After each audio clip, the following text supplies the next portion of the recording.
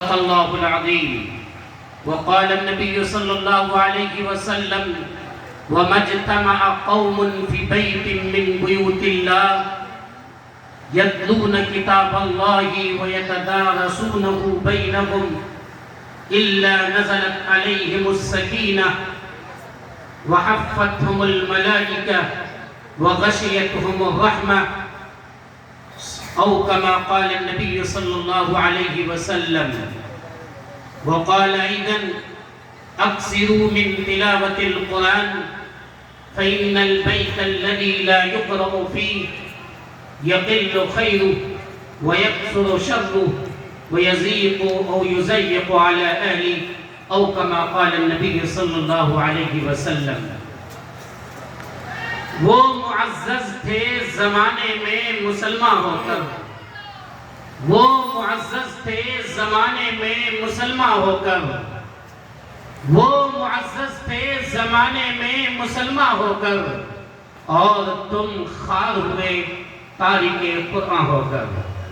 محترم سامعین، برادران اسلام اور عزیز طلبہ، آپ حضرات جس مدرسے میں ہیں وہ مدرسہ رشیدیہ دارالقرآن ہے، جو یہاں کا محبوب، مشہور اور مقبول ادارہ ہے. یہاں کے لوگوں کے لیے، محلے والوں کے لیے، عوام کے لیے، منگیر کے باشندوں کے لیے دکھ درد میں شریک ہونے والے ادارے میں سے ایک ادارہ مدرسہ رشیدیہ دارالقرآن ہے. یہاں کے ذمہ دار مولانا نجیب اللہ صاحب، حافظ سیف اللہ صاحب اور دیگر حضرات، جب بھی آپ کے یہاں کوئی دشواری آتی ہے، کسی کا جنازہ ہوتا ہے، دکھ کی گھڑی آپ کے سر پر آن پڑتی ہے، تو یہ لوگ اس وقت میں آپ کے پاس جا کر آپ کے لیے تسلی کا سامان مہیا کرتے ہیں. یہ گویا کہ اعتبار سے احسان ہے منگیر کے باشندوں پر اس ادارے کا. اس ادارے نے اپنی خصوصیتوں کی وجہ سے بہت کم مدت میں شہرت کے اس عروج کو طے کیا ہے جہاں تک ہر ادارہ نہیں جایا کرتا ہے. یہ ادارہ منگیر کے معتمد اور قابل بھروسہ اداروں میں سے ایک اہم ترین ادارہ ہے، جس کی دلیل جرم قربانی کے موقع پہ جامع رحمانی، انجمن اور مدرسہ رشیدیہ دارالقرآن تینوں کا مشترک رہنا بھی ہے. اس لحاظ سے اور اس لحاظ سے بھی کہ یہ ادارہ آپ کو ایسے حفاظ دیتا ہے، ایسے قرآن پڑھنے والے طلبہ آپ کے لیے مہیا کرتے ہیں، جو یہاں سے نکلنے کے بعد بھی آپ کے ماحول میں، آپ کے معاشرے میں اور دور دراز جا کر اس منگیر کی سرزمین کے روشنی کو پھیلا رہا ہے اور عام کر رہا ہے. یہ احسان بھی اس ادارے کا ہے. آج یہ مجلس جو رکھی گئی ہے، چند بچوں کی، شاید 4 بچوں کی قرآن کریم کی حفظ کی تکمیل ہے. گویا وہ بچہ حفظ مکمل کر چکا ہے. چند مہینوں کے بعد یا اگلے سال ان کے سروں پہ دستار حفظ رکھا جائے گا. یہ اسی بات کا گویا اعلان ہے. یہ اس پروگرام کے ذریعہ ہمیں اور آپ کو اس بات کا احساس دلانا چاہتے ہیں کہ یہ قرآن جسے ہم نے اور آپ نے چھوڑ دیا ہے، اس قرآن کو تھام لیجیے. یہ قرآن ایسی دولت ہے، اس قرآن کا پڑھنا ایک ایسی دولت ہے جو آپ کے لیے دونوں جہاں کی کامیابی کو مہیا کرے گی. قرآن کریم کی تلاوت یہ ایک ایسی تجارت ہے، یہ ایک ایسی خریداری ہے اللہ کی ذات کے ساتھ، جو آپ کو فائدہ ہی فائدہ پہنچائے گا. میں نہیں کہہ رہا ہوں، قرآن کریم نے اعلان کیا ہے ان الذین یتلون کتاب اللہ، وہ لوگ جو اللہ کی آیتوں کی، اللہ کی کتاب کی تلاوت کرتے ہیں، وَأَقَامُوا الصَّلَاةَ، نماز قائم کرتے ہیں، وَأَنفَقُوا مِمَّا رَزَقْنَاهُمْ سِرًّا وَعَلَانِيَّةً، ہم نے جو کچھ انہیں مال عطا کیا ہے، ہم نے انہیں جو کچھ علم عطا کیا ہے، ہم نے انہیں جو کچھ ہنر دیا ہے، ہم نے جو کچھ بھی انہیں دیا ہے، اسے پوشیدہ طور پر بھی، کھلے عام بھی لوگوں کے درمیان وہ خرچ کرتے ہیں. وہ ایسی تجارت کر رہے ہیں لن تبور، جو تجارت کبھی گھاٹا نہیں دے سکتی ہے. ایسی تجارت کر رہے ہیں جو تجارت کبھی ماند نہیں پڑ سکتی ہے. ایسی تجارت کر رہے ہیں جو تجارت چلے گی تو وہ چلتی رہے گی، اس کے کبھی بیٹھنے کا، اس کے کبھی گھاٹے کے سودا ہونے کا کوئی احتمال دل و دماغ میں نہیں آ سکتا ہے. یہ آپ کے درمیان اس بات کا اعلان کرتے ہیں کہ اے لوگو، یہ قرآن جو تمہارے درمیان اترا ہے، یہ اس لیے اترا ہے تاکہ تمہیں تاریکی سے نکال کر روشنی میں لائے، تاکہ تمہیں حیوانیت سے نکال کر انسانیت کے جامع میں لے کر آئے، تاکہ یہ تمہیں برائیوں سے، گندگیوں سے، علائشوں سے، جہالت سے، وہ تمام برائیوں سے جن تمام برائیوں میں تم مبتلا ہو، اس سے نکال کر تمہیں اس روشنی کی طرف لائے جو روشنی اللہ کی دی ہوئی ہے، جو روشنی محمد رسول اللہ صلی اللہ علیہ وسلم کی دی ہوئی ہے، جو روشنی اس لیے ہے کہ انسان اس روشنی کے مطابق اگر زندگی گزارے گا تو یہاں بھی کامیاب ہوگا، وہاں بھی کامیاب ہوگا. قرآن اعلان کرتا ہے الف لام را کتاب انزلناہ الیک، اے محمد رسول اللہ، ہم نے یہ کتاب آپ کے درمیان اس لیے نازل کیا، ہم نے آپ پر اس لیے نازل کیا ہے لتخرج الناس من الظلمات الى النور، تاکہ آپ لوگوں کو تاریکی سے نکال کر روشنی کی طرف لے کر چلے آئیں. یہ قرآن ایک ایسی دولت ہے جس نے اسے اپنایا وہ کامیاب ہو گیا. قرآن کریم کی تلاوت بھی ایسی دولت ہے جس نے اس کو اپنایا، اس کے گھر کے اندر ایسے خیر و برکت کا نزول ہوتا ہے کہ آپ اس کا تصور نہیں کر سکتے ہیں. قرآن کریم ایک کشش رکھتا ہے، ایک جاذبیت رکھتا ہے. قرآن کریم اپنے اندر ایک کھچاؤ رکھتا ہے.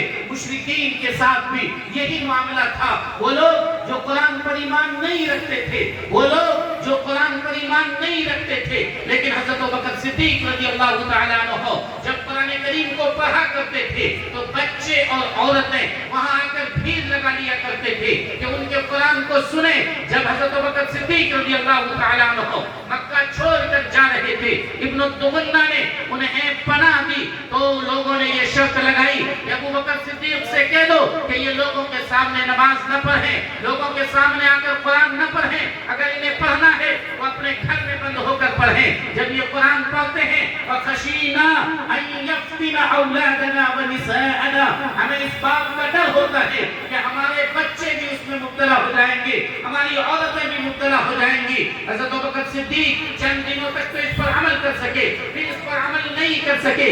آپ باہر نکلتے تھے لوگوں کے سامنے، آپ اپنے گھر کے صحن میں باضابطہ قرآن کریم کو پڑھا کرتے تھے. غریب کے جو مشرکین کے بچے تھے، جو عورتیں تھے، جن کے پاس سمجھ نہیں ہے، بچے تو نابالغ ہیں، وہ تو ابھی سمجھ بھی نہیں رکھتا ہے، لیکن اس کے دل کو قرآن اپنی طرف کھینچتا تھا. نتیجہ یہ تھا کہ وہ سارے لوگ آپ کے پاس آ کر بھیڑ لگا لیا کرتے تھے. یہ واقعہ یہ بتلاتا ہے کہ قرآن ایک کشش رکھتا ہے، قرآن ایک جاذبیت رکھتی ہے، لیکن شرط یہ ہے کہ آپ انہیں غور سے سنیں. آپ قرآن کریم کی آیت پہ غور کیجئے. قرآن نے اعلان کیا لا تسمعوا لهذا القرآن والغوا فيه. کفاروں نے کب کہا تھا؟ جبکہ محمد رسول اللہ صلی اللہ علیہ وسلم کا معاملہ بڑھتا چلا گیا، لوگ دن بدن ایمان لاتے چلے گئے. ان لوگوں نے غور و فکر کیا کہ آخر لوگ اس دین کو کیوں قبول کر رہے ہیں، محمد رسول اللہ کے دیوانے کیوں بن رہے ہیں. معلوم یہ ہوا کہ قرآن کریم میں ایک جاذبیت ہے، ایک کشش ہے جو لوگوں کو اپنی طرف کھینچ کے لا رہی ہے.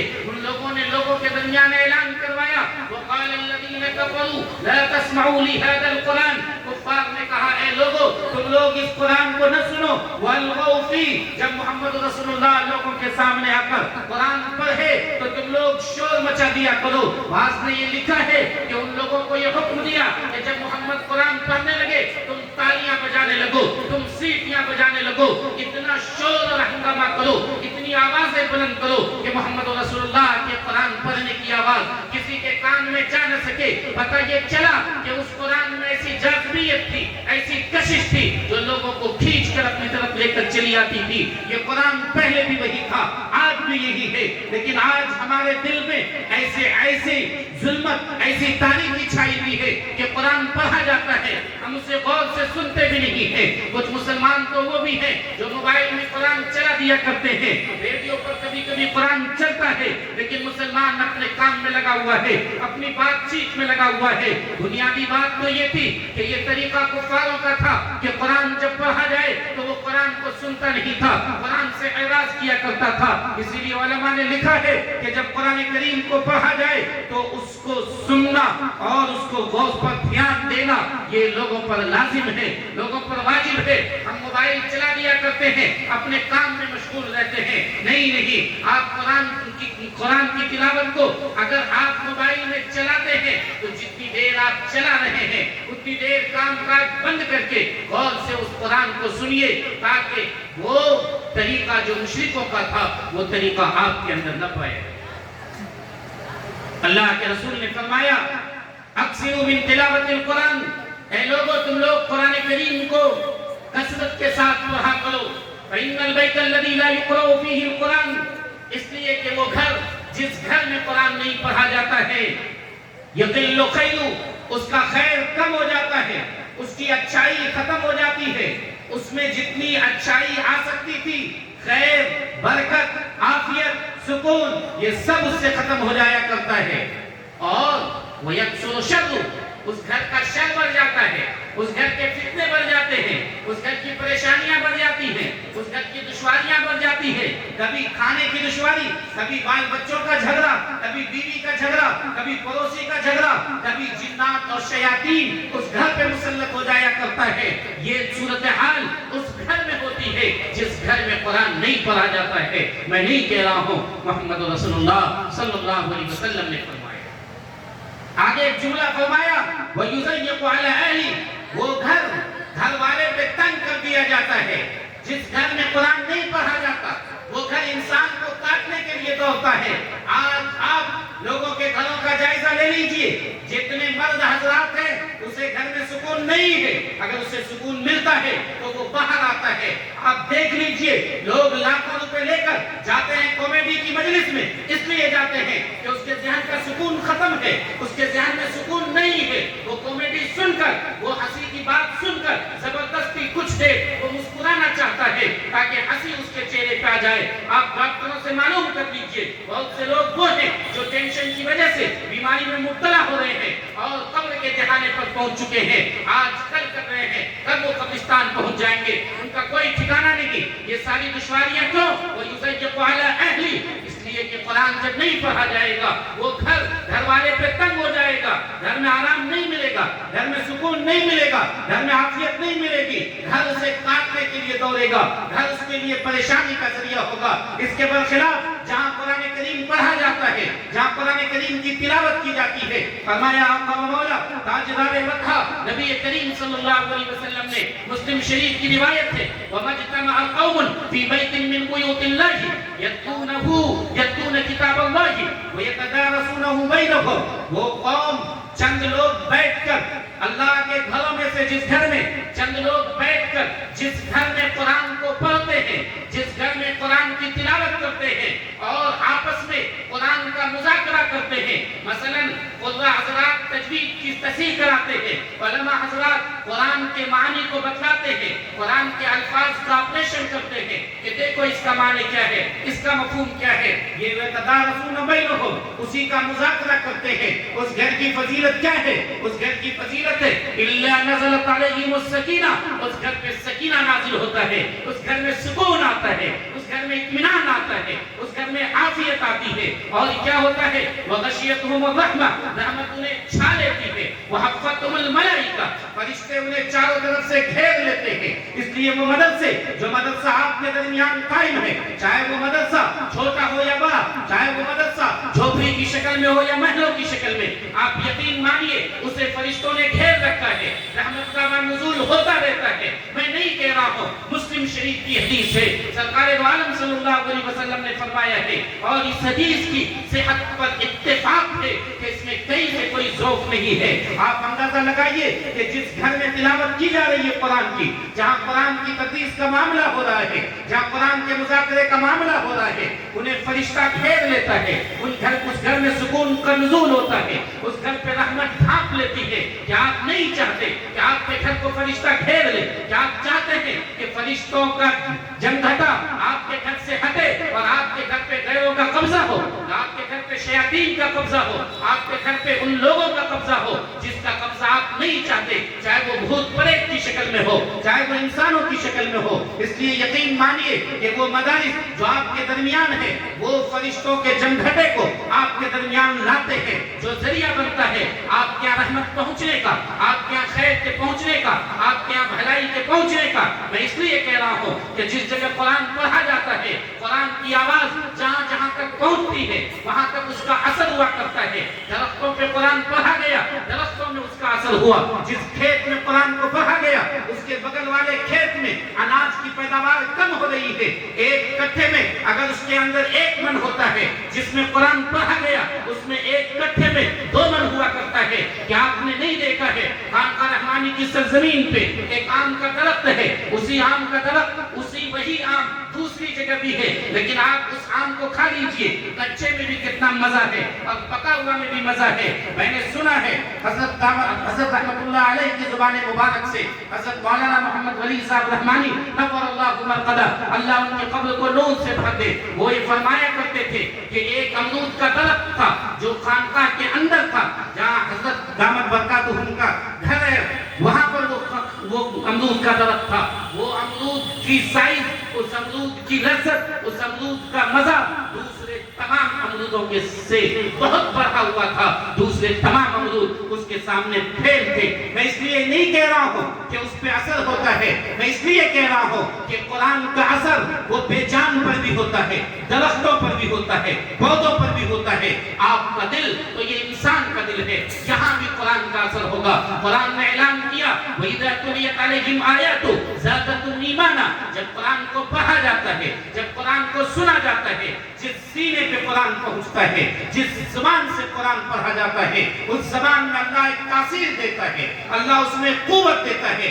آخر آپ حافظ صاحب کو کہتے ہیں کہ آپ قرآن پڑھ کے دم کر دیجئے، حافظ صاحب قرآن پڑھ کے دم کرتے ہیں، آپ کا بچہ جو رو رہا تھا وہ چپ ہو جاتا ہے۔ کھگڑیا کی سرزمین پہ ایک بچہ روتا تھا، مستقل روتا رہتا تھا، مستقل روتا رہتا تھا۔ کئی لوگوں نے اس پہ دم کیا، کئی لوگوں نے انہیں تعویذ دی، کئی سال ہو گئے، بچہ چپ نہیں ہو رہا تھا۔ حضرت رحمت اللہ علیہ کا ایک مرتبہ ادھر گزر ہوا، حضرت جب اس طرف گئے تو اس بچے کو سامنے لایا گیا، یہ بچہ تو خوب روتا ہے۔ حضرت رحمت اللہ علیہ نے ان پر کچھ دم کیا، وہ بچہ چپ ہو گیا، وہ بچہ اسی وقت سے ٹھیک ہو گیا۔ ایک مولانا نے کہا کہ حضرت آپ نے کیا کہا؟ ہم لوگ تو پڑھتے پڑھتے تھک گئے لیکن اس پہ کوئی اثر نہیں ہوا۔ حضرت رحمت اللہ علیہ نے کہا میں نے سورہ فاتحہ الحمدللہ رب العالمین پڑھا ہے، میں نے کچھ اور نہیں پڑھا ہے۔ انہوں نے کہا کہ ہم لوگ بھی تو یہ پڑھے، کہاں فائدہ ہوا؟ حضرت رحمت اللہ علیہ نے کہا کہ تم نے الحمدللہ کو لے آیا لیکن محمد ولی کی زبان کو کہاں سے لاؤ گے؟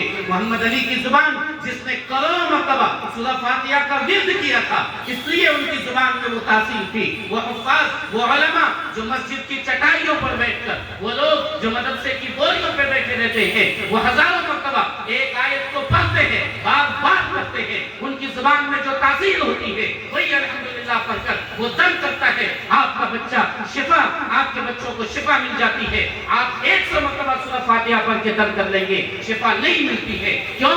قرآن پڑھا جاتا ہے، اس کی تاثیر اس زبان پہ آتی ہے۔ جب اس کی تاثیر اس زبان پہ آتی ہے تو یہ فائدہ اور یہ نتیجہ آپ کو ہوتا ہے، اس کا فائدہ آپ کو ملا کرتا ہے۔ پتہ یہ چلا کہ قرآن کریم کو کثرت کے ساتھ پڑھنا چاہیے، قرآن کریم پڑھنے والوں سے لگاؤ رکھنا چاہیے۔ قرآن کریم یہ اللہ کی نازل کردہ کتاب ہے، اس میں کہیں سے کوئی شک نہیں ہے۔ قرآن عربی زبان کی کتاب ہے، اگر ہم ایک انگریزی لفظ بولیں اور آپ کو یہ یقین ہو کہ یہ انگریزی لفظ بنایا ہوا محمد اعجاز کا ہے تو انگریزی دانوں کو آپ جمع کر کے اس جیسا 1000 جملے آپ تیار کر لیں گے۔ لیکن قرآن کریم یہ عربی لفظ تھا اور اس عربی کے لیے چیلنج کیا گیا، کہاں؟ مکہ کی सरजमीन पे, मक्का की सरजमीन पे कहा गया, वइन कुंतुम फी रैबिन मिम्मा नज़लना अला अब्दिना फअतू बिसूरतिन मिन मिस्ली। ऐ लोगों, अगर तुम्हें शक है कि ये कुरान अल्लाह का कलाम नहीं है, ये कुरान मोहम्मद का गढ़ा हुआ है, तो तुम भी ऐसी लेकर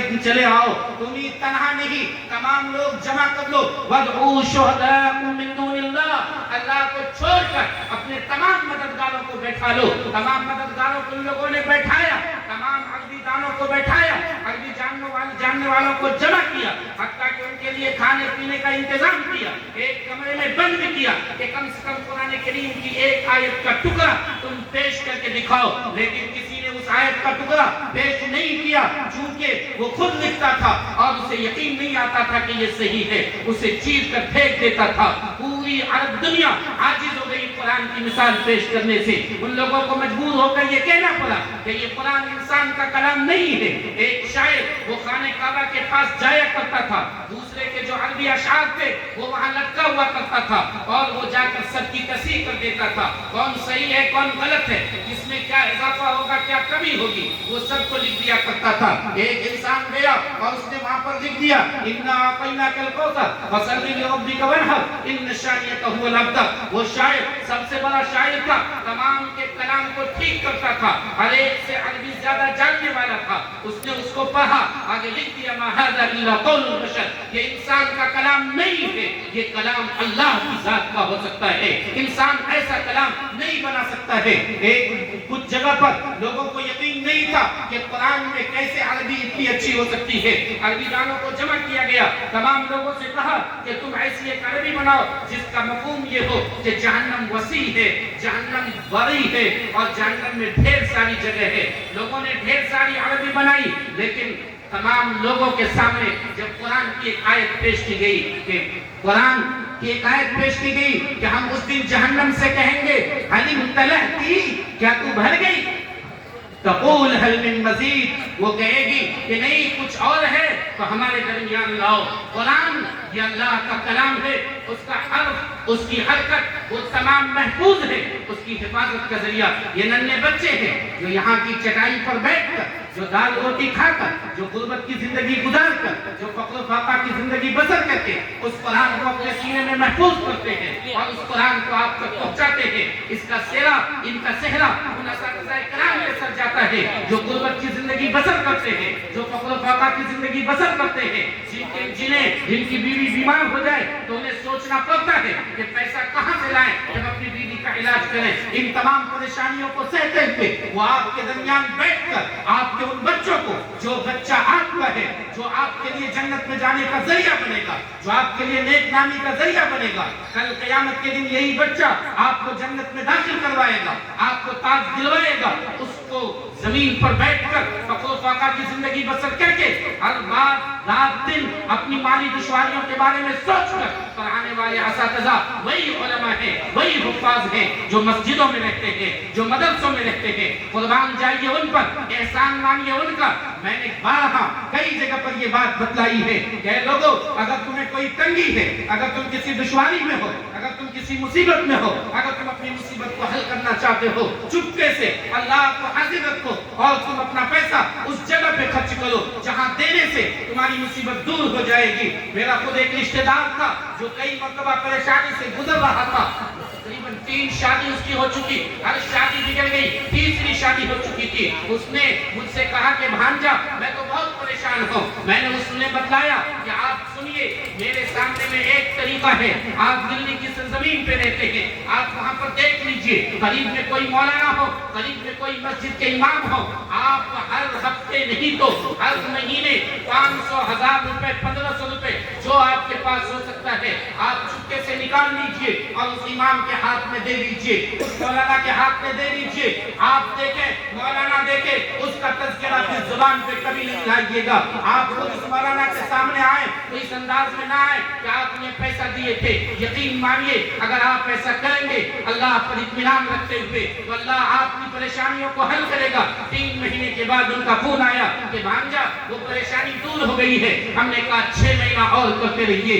अल्लाह ने और बुजुर्गों के तजर्बे ने इस बात को साबित कर दिया है कि वो पैसा जो कुरान के नाम पे खर्च किया जाता है, वो पैसा जो कुरान पढ़ने वालों पे खर्च किया کیا جاتا ہے، وہ پیسہ جو قرآن پڑھانے والوں پہ خرچ کیا جاتا ہے، وہ پیسہ آپ کی پریشانی کو دور کرتا ہے، آپ کو مصیبتوں سے نجات دیتا ہے، آپ کے لیے آسانیاں مہیا کرتا ہے، آپ کی دشواریوں کو ختم کرتا ہے۔ لیکن حیرت کی بات تو یہ ہے کہ اگر قرآن پڑھنے والے، قرآن پڑھانے والے آپ کے دروازے پہ پہنچتے ہیں پیسے کے لیے، اگر آپ کے پاس پیسہ نہیں ہے، آپ ان کے ساتھ خوش اسلوبی سے بات کیجیے، دو لفظ اس طرح بولیے کہ مولانا کوئی بات نہیں، آئندہ ہم اگر آیا پیسہ ہم خدا کر پہنچا دیں گے، لیکن میں آپ کو سینے پہ ہاتھ رکھ کر بتاتا ہوں، آپ کے سینے پہ ہاتھ رکھیے اور سوچئے کہ آپ دیکھ لیجئے کتنے ایسے لوگ ہیں کہ ان کے پاس پیسہ آتا ہے تو وہ خود ہی سے مدرسہ آ جائیں اور مولانا نجیب اللہ صاحب سے کہیں کہ یہ پیسہ 100 روپے ہے ہمارے پاس، اس کو مدرسے کے لیے رکھ لیجئے، خال ہزاروں میں ایک آدمی مل گئے تو بہت غنیمت ہے۔ نہیں، آپ کو خود یہ چاہیے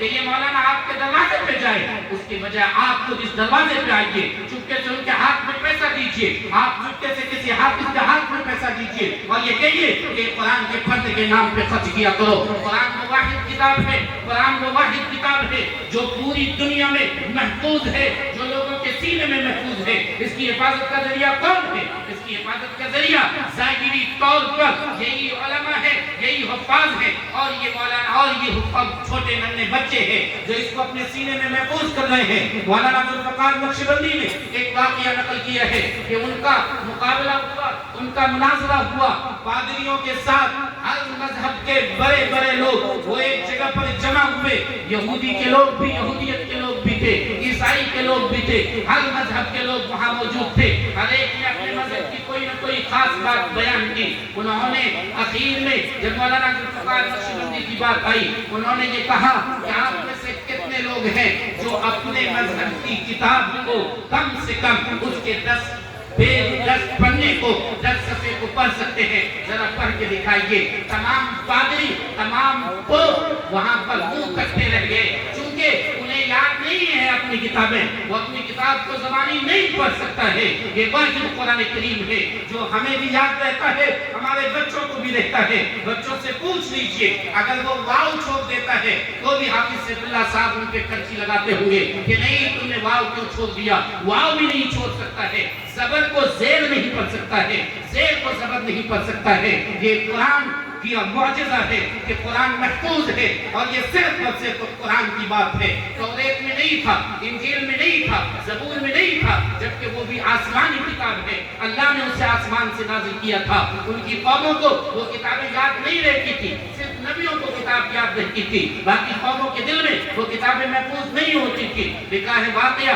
کہ جب توریت کے نسخے جلا دیے گئے، توریت کے نسخے ختم ہو گئے، تو لوگوں نے اب سوچا کہ کہاں سے لائیں، تو وہ لوگ حضرت عزیر علیہ السلام کے پاس پہنچے، انہوں نے پھر اپنی یادداشت سے لکھوایا۔ یہ واحد قرآن ہے جو لوگوں کے سینے میں محفوظ رہتا ہے۔ یہی قرآن کا اعجاز ہے کہ لوگوں کے سامنے تکمیل حفظ قرآن کی مجلس منعقد کی جاتی ہے، اور لوگوں کو یہ بتایا جاتا ہے کہ وہ چھوٹا بچہ جو تمہارے گاؤں میں ہو سکتا ہے بدھوا کا بچہ ہو سکتا ہے لیلا کا بچہ ہو سکتا ہے بوکو کا بیٹا ہو، لیکن وہ بچہ آج اپنے سینے میں قرآن محفوظ کر کے یہ چاند اور ستارہ بن چکا ہے، یہ روشنی کا مینارہ ہے۔ اس کی قدر کرو اگر تم بلندی چاہتے ہو، اس کی عزت کرو اگر بلندی نہیں چاہتے ہو تو تم اس کی عزت نہ کرو۔ خدا اگر تم نے قرآن کو، قرآن پڑھنے والوں کو، قرآن پڑھنے کی جگہ کو تم نے ذلیل کرنے کی کوشش کی تو اللہ تمہیں غارت کر دے گا، ذلت تمہاری مقدر بنا دے گا۔ علامہ اقبال کا ایک ہی شعر میں نے پڑھا،